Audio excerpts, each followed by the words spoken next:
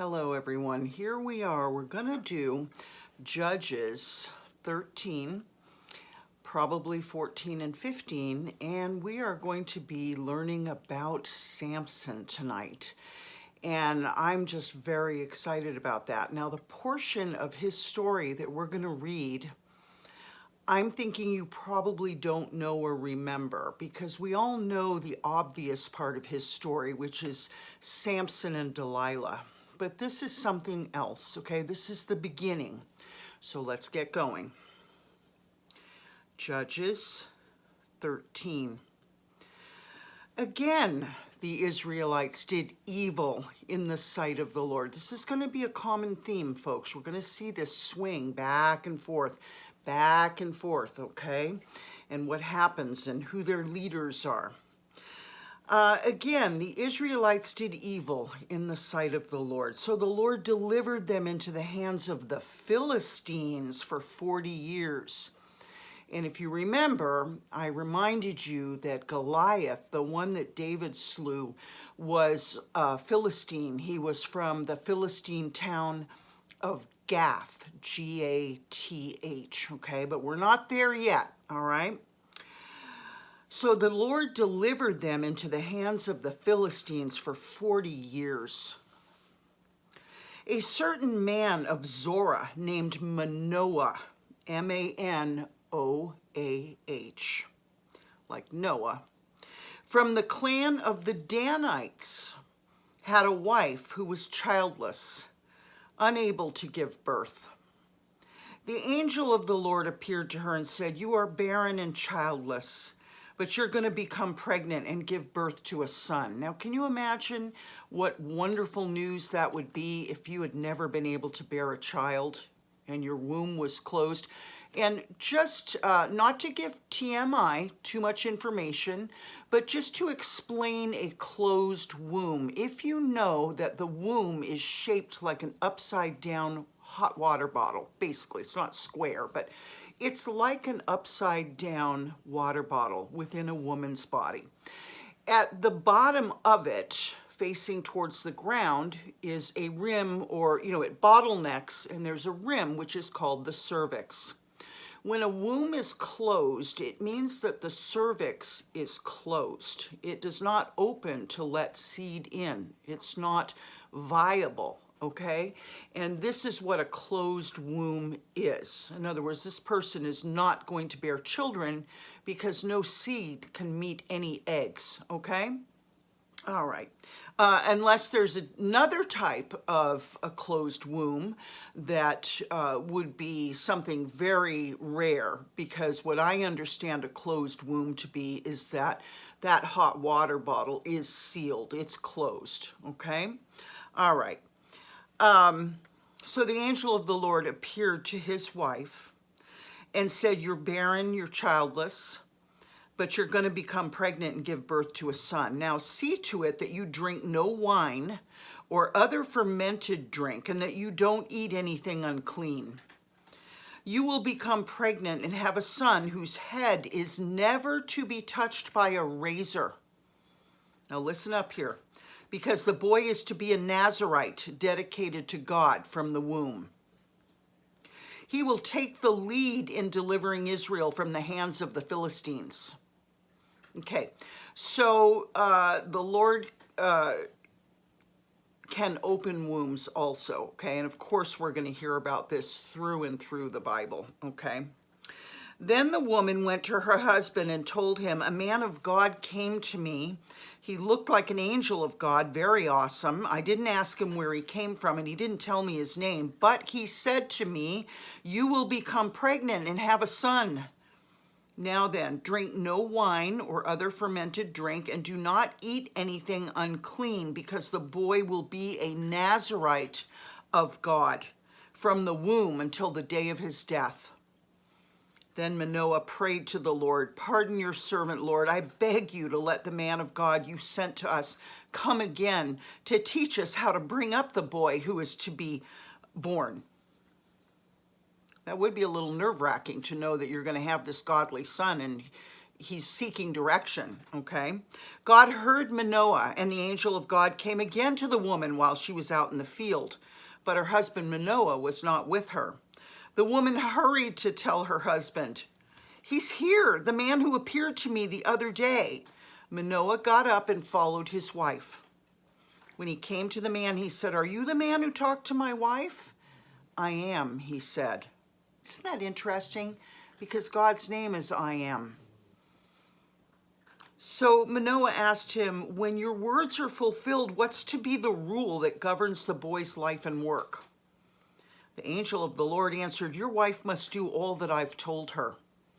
She must not eat anything that comes from the grapevine, nor drink any wine or other fermented drink, nor eat anything unclean.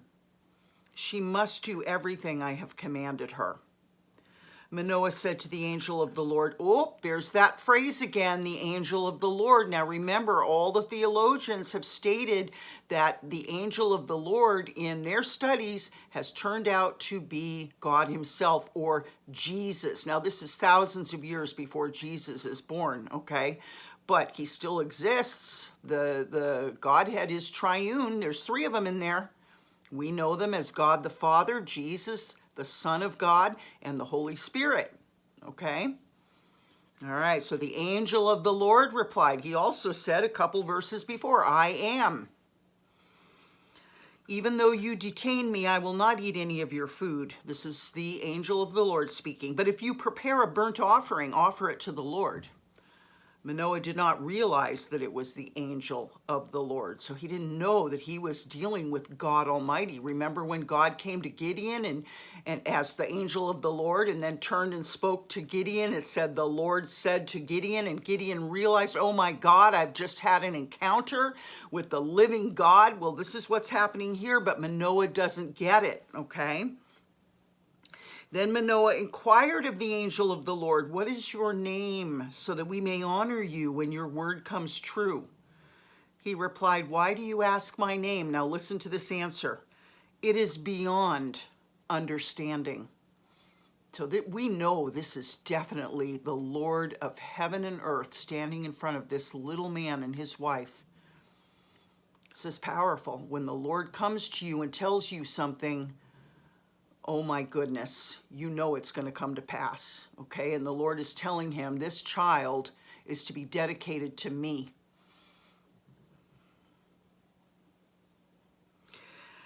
Why do you ask my name? It is beyond understanding. Then Manoah took a young goat together with the grain offering, and we've been through all these offerings, we understand all this, and sacrificed it on a rock to the Lord. Just like,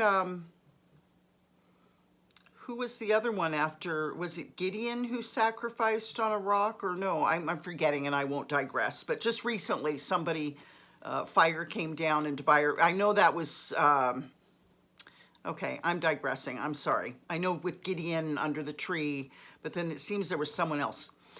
Okay.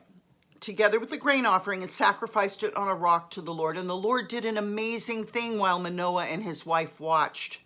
As the flame blazed up from the altar towards heaven, the angel of the Lord ascended in the flame.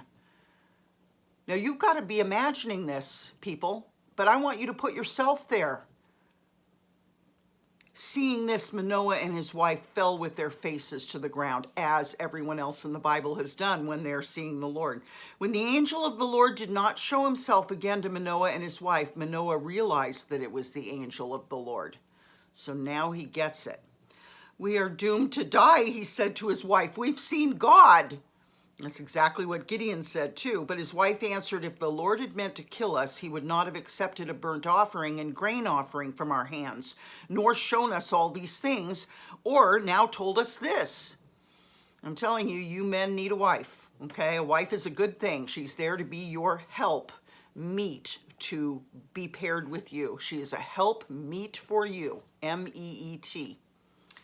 The woman gave birth to a boy and named him Samson. He grew and the Lord blessed him, and the Spirit of the Lord began to stir him while he was in Mahanadan between Zorah and Eshtal. Okay. Judges 14.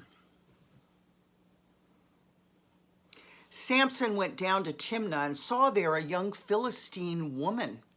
Now, he's not a Philistine. He's not a Philistine, okay? When he returned, he said to his father and mother, I've seen a Philistine woman in Timnah. Now get her for me as my wife. His father and mother replied, isn't there an acceptable woman among your relatives or among all our people? Must you go to the uncircumcised Philistines to get a wife? You can imagine the parents, because how often do we say things like this to our own children? You know, can't you just do this the right way? Okay. But Samson said to his father, get her for me. She's the right one for me. His parents didn't know that this was from the Lord, who was seeking on occasion to confront the Philistines. For at that time they were ruling over Israel. Samson went down to Timnah together with his father and mother. As they approached the vineyards of Timnah, suddenly a young lion came roaring towards him. The Spirit of the Lord came powerfully upon him so that he tore the lion apart with his bare hands, as he might have torn a young goat. But he told neither his father nor his mother what he had done. Then he went down and talked with the woman, and he liked her. Sometime later, so the parents must have been further down the road when this happened. Sometime later, when he went back to marry her, he turned aside to look at the lion's carcass, and in it he saw a swarm of bees and some honey. He scooped out the honey with his hands and ate as he went along. When he rejoined his parents, he gave them some, and they too ate it, but he didn't tell them he'd taken the honey from the lion's carcass. Now his father went down to see the woman, and there Samson held a feast, as was customary for young men. When the people saw him, they chose 30 men to be his companions.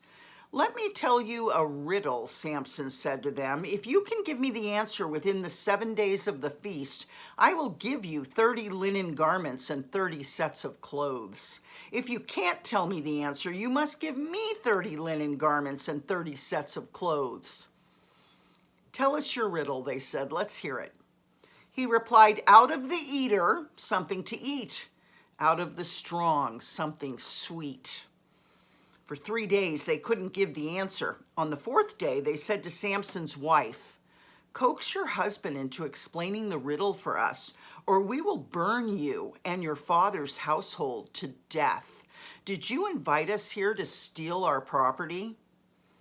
Then Samson's wife threw herself on him, sobbing, you hate me, you don't really love me, you've given my people a riddle, but you haven't told me the answer. So they're in the Philistine camp having a wedding feast for 7 days, and he's teasing the people and saying, if you can get this riddle, you get this, and if you can't, then I get this, and you heard it. I haven't even explained it to my father or mother, he replied, so why should I explain it to you? She cried the whole 7 days of the feast, so on the 7th day he finally told her, because she continued to press him. She in turn explained the riddle to her people, the Philistines. Before sunset on the 7th day, the men of the town said to him, what is sweeter than honey? What is stronger than a lion? Samson said to them, if you had not plowed with my heifer, you would not have solved my riddle. You know, that's almost as slangy as the way we hear women talked about today. If you had not plowed with my heifer, I would be kicking him in the ankle, in the shin, if I heard him call me a heifer. But in that day, it wasn't said in a derogatory way. It was said in the way of a sort of parable, or I don't know, you know what I'm trying to say, as some kind of a picture, okay? If you had not plowed with my heifer, you would not have solved my riddle. Then the Spirit of the Lord came powerfully upon him. He went down to Ashkelon, struck down 30 of their men, stripped them of everything, and gave their clothes to those who had explained the riddle. Burning with anger, he returned to his father's home, and Samson's wife was given to one of his companions who had attended him at the feast. Oh boy, so they gave his wife to another man. He was angry. Let's just look really quick here and see if Ashkelon is Philistine, and Ashkelon, is it a land of the Philistines?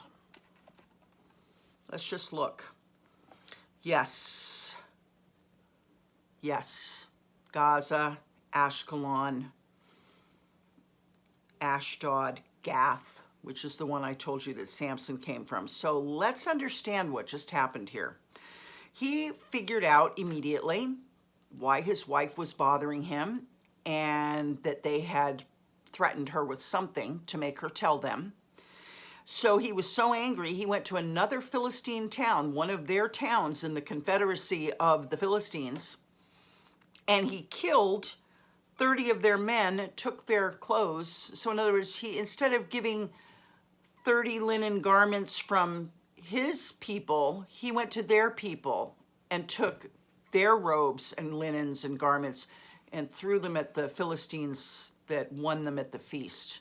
Do you understand? So it would be like, you're not getting new clothes, you're getting the clothes of your brethren. Here they are, I killed them. That's what you get because you did something with my wife. And then he was angry, and I guess he was still angry. It's, burning with anger, he returned to his father's home. So he was PO'd. And Samson's wife, they turned around and gave her to one of his companions who had attended him at the feast. Now, one of his companions could be, didn't they